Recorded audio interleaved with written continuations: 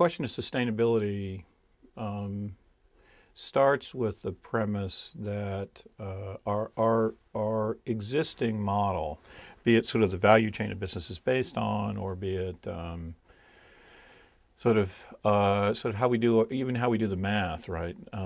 Sort of presumes an infinite source of material, and it's just not there, right? So three simple examples. First, in our accounting, we don't incorporate public goods as part of the cost. Because we don't incorporate public goods as part of the cost, the consequence is that we can treat them as inexhaustible because they don't have any downside in the accounting model, right? Second one is a simple one, which is that in economics, growth is always good, right? Now, that was actually a reasonable assumption when the majority of people in the world were really badly off. Right. As an increasing percentage of people in the world are reasonably well off, that may not be a perfect assumption. Right. So it's a question of relative growth, for example, that matters. Right. And so the third one is that sort of as we deconstructed our value chain to get increasingly efficient, we actually lost track of where the sort of what harm we were doing in any step of that value chain. Right. So we took things that in the U.S., for example, that were regulated or had control over environmental impact or societal impact or personal impact, sort of because we gave it to somebody else, what we really did was offload sort of our problems to someone else and made them invisible, right? You put any one of those as a problem, you put all three together, it's a real issue. Right, whether it be environmental sustainability or social sustainability or inequity and compensation around the world, whatever it is, the three together cause an unsustainable model.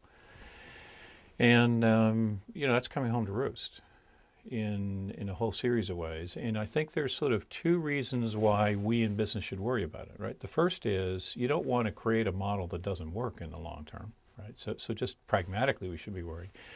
And the second is that if we don't create a sustainable model, we won't be allowed to play. Energy and environment is huge. And it's huge for the reasons I described earlier, which is we have an unsustainable model in its present form, and we don't have long to fix it. Right? An important point there is there's opportunities across the entire spectrum. There's opportunities in entrepreneurial activity because we're going to have to innovate our way out of things. And there's opportunities in working with the big utility firms because it turns out the grid is at the heart of it, right? So if you're interested in energy of any kind, be it financing energy, consulting to energy, building a windmill, getting natural gas out of the ground, across the entire spectrum, there's a huge opportunity there, right?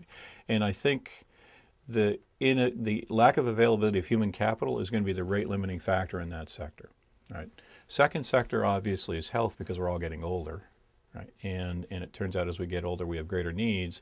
The challenge there is going to remain profitable because it's going to be increasingly regulated, but there'll be huge opportunities in that sector. I think there's phenomenal opportunities in IT media. That sort of the convergence of technology, the convergence of traditional information technology with media, with entertainment is happening really, really, really fast. Right? And just sort of think about this as an example, right? There's a whole different way of bringing information to the market that wasn't possible, that has business models that are actually really pretty interesting of the kind that we're associated with here. Right? And put all that together, it's probably $3.5 trillion industry that is actually changing form in real time. Right? So whenever you have growth in form change, you've got huge opportunity. Right?